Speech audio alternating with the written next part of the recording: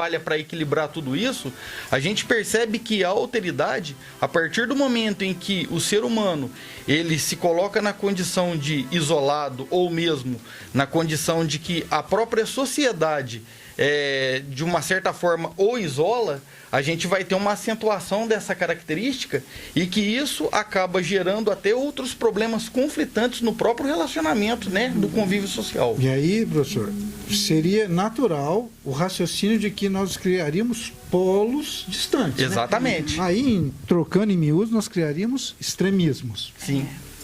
É como se pensasse assim, né? Nós estamos falando, de certo modo, de informação, né? Nessa discussão, que é o fundamental, mas a sociedade, mais precisamente, né, nós devemos falar dessa sociedade, como ela toma proveito dessa informação. Sim. Né?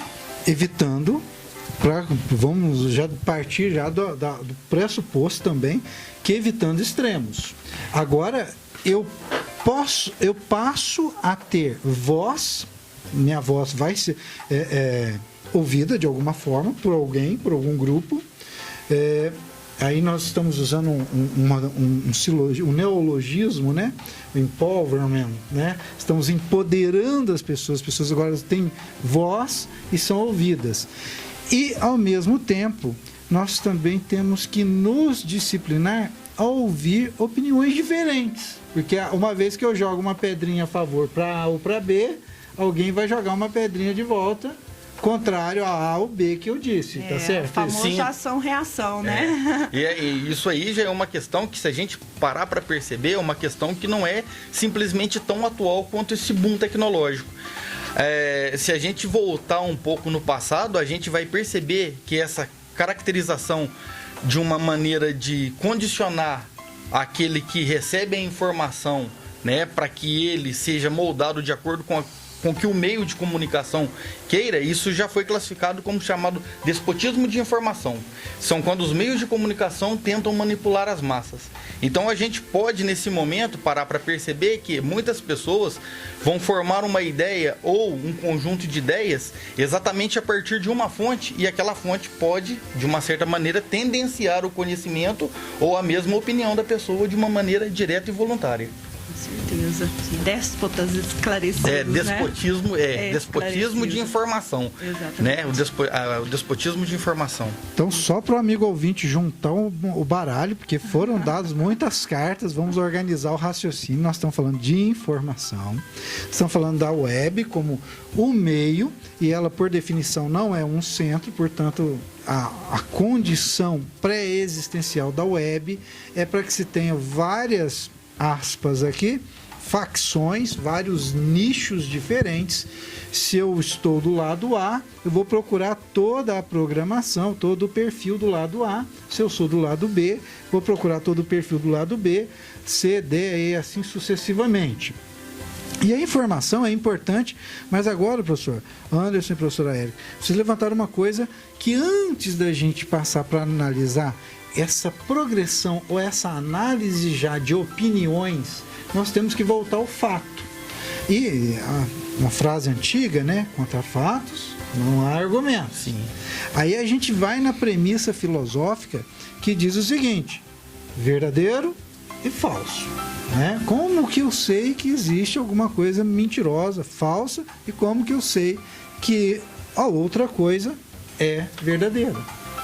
Então, isso é uma questão... Hoje a gente, por exemplo, professor Ademir, a gente pode perceber que existem sites que são especializados em levantar se a notícia é falsa ou verdadeira.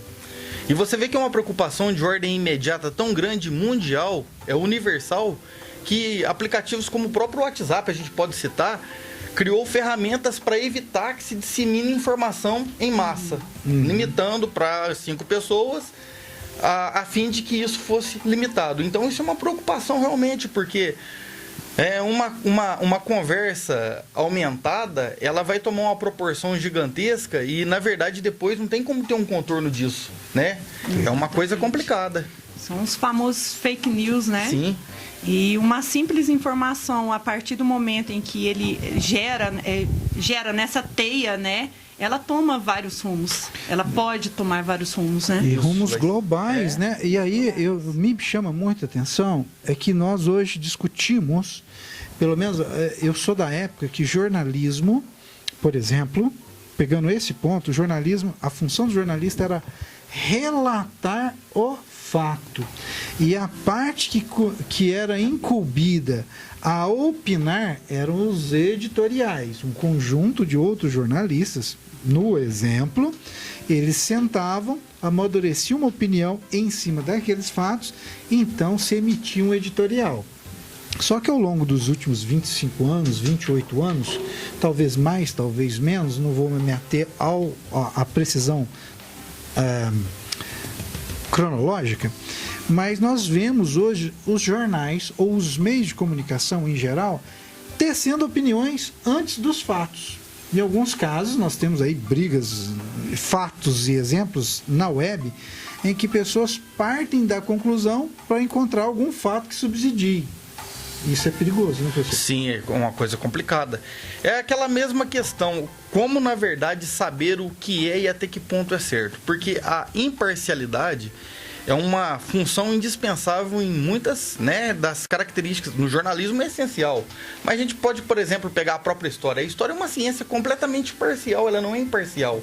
Ela, na verdade, de uma certa forma, ela enaltece muito mais os personagens que ocuparam cargos grandiosos do que aqueles que simplesmente passam desapercebidos, vamos chamar assim de coadjuvantes, e o que não deveria acontecer. Quando você vê para essa questão que a gente está abordando aqui, da informação tratada de uma maneira, né, em que o fato ainda não foi verificado e se joga a uma questão especulativa, a gente pode perceber que até a maneira como aquilo vamos dizer assim, dirigido aos telespectadores, aos ouvintes ou aquele que está recebendo a informação, já mostra para ele uma coisa que ele vai criar, talvez, um conceito errado. A gente sempre costuma brincar, antes de, na verdade, ter uma opinião formada sobre alguma coisa, a gente deve procurar vários, né, tipos de veículo de informação, com vários jornalistas expondo sobre aquele mesmo conceito, para que a gente consiga ter uma panorâmica, porque eu acredito, isso é uma opinião pessoal minha, a imparcialidade é uma coisa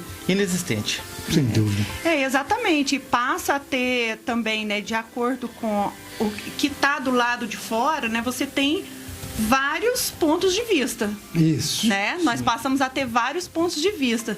E a partir do momento que você tem um ponto de vista, né, você tem que olhar por certo ângulo, né, porque vários pontos de vista podem ser verdadeiros ou também falsos. Né? Então, e aí vem a pergunta, né? Por quê?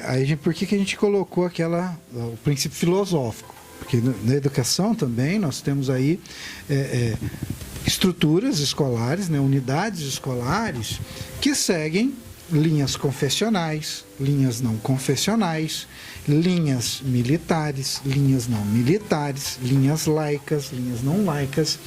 E eu, como professor, compartilho isso com vocês, eu penso que o professor, no exercício da profissão, o jornalista, ou mesmo o difusor de informação, vamos dizer assim, modernamente a expressão é influencers, tá? Os influencers, ou mesmo o influenciador de mídia, ele deve se ater ao fato e propagar o fato. Agora, invertendo o fato, ele me permite verificar sempre o fato. Agora, algo mentiroso ou algo distorcido, diante do fato ele descai. Ele tem que cair. Mas acontece que hoje, algumas pessoas vendo a verdade, olhando a verdade, vendo que o argumento não é verdadeiro, de cá ou de lá, ainda insistem naquele argumento. Parece que a pessoa quer se enganar ou descontextualizar. Então, professora. É bem complicado, né? É assim, é bem do fato, né, daquele que se querer enganar, né? Não querer desvelar, né? Exato. Tirar os véus dos olhos, né? Eu acho que é bem por aí, né? Porque a verdade muitas vezes está ali, né? E escancarada, né? E a pessoa não quer enxergar ou não acredita, né? Mas é a questão, talvez para ele que seria a conveniência de ter aquele conhecimento ou não? Seria conveniente para ele saber aquilo ou não? Por que ele se sujeita, às vezes, a não querer enxergar? Né? Essa questão da conveniência, tem 2 textos que eu gosto muito, é o seguinte: a mentira, ela precisa da verdade para que você se descubra que aquilo, vamos chamar de falso. O falso precisa do verdadeiro para se saber que é falso. Mas o verdadeiro, diante da verdade, ele não deixa de ser verdade. Ele continuará sendo verdade. E aí eu pego alguns ganchos que diz o seguinte: a verdade, quando apresentada, ela não muda. Agora, quando você começa a ter versões, a priori, é um exercício de descontextualização. Você concorda comigo? Sim. Será que aí a frase lá do poeta Fernando Pessoa, né? A verdade é uma mentira que deixou de acontecer. Será que seria exatamente isso? Vale o silogismo. Pessoal, nós estamos cheios. Falta 3 minutinhos para a gente fazer o primeiro intervalo. O assunto vai rendendo.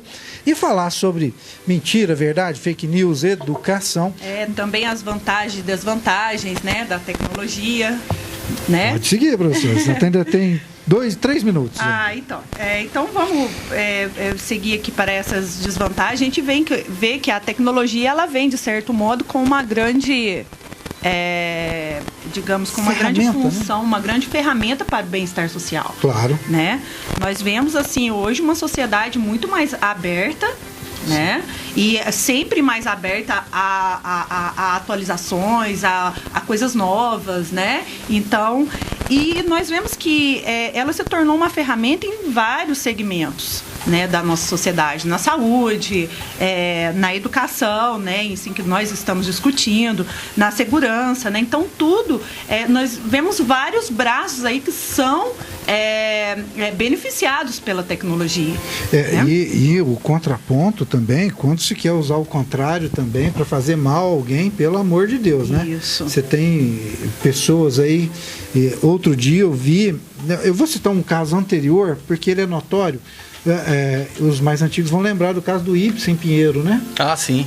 Eu lembro que, na época, ele era o potencial candidato a presidente e um veículo de informação postou intencionalmente o seu imposto de renda adulterado. E acabou com a carreira desse professor de Direito, lá do Rio Grande do Sul, né, da Universidade Federal, acabou com a carreira dele. E 10 anos depois, o chefe do editorial fez uma matéria de capa pedindo desculpas, falando que tinha recebido R$1 milhão à época para acabar com a imagem daquele então virtual candidato, e seria, no lugar do que nós teríamos o Fernando Henrique, seria o Ibsen Pinheiro. E hoje isso está ficando mais recorrente, mas fica aqui a bola levantada que nós temos que fazer um break agora e o tema começa a partir daí: manipulação de opinião, manipulação na formação de ideias, e nós estamos falando sobre vantagens e desvantagens do uso de tecnologias.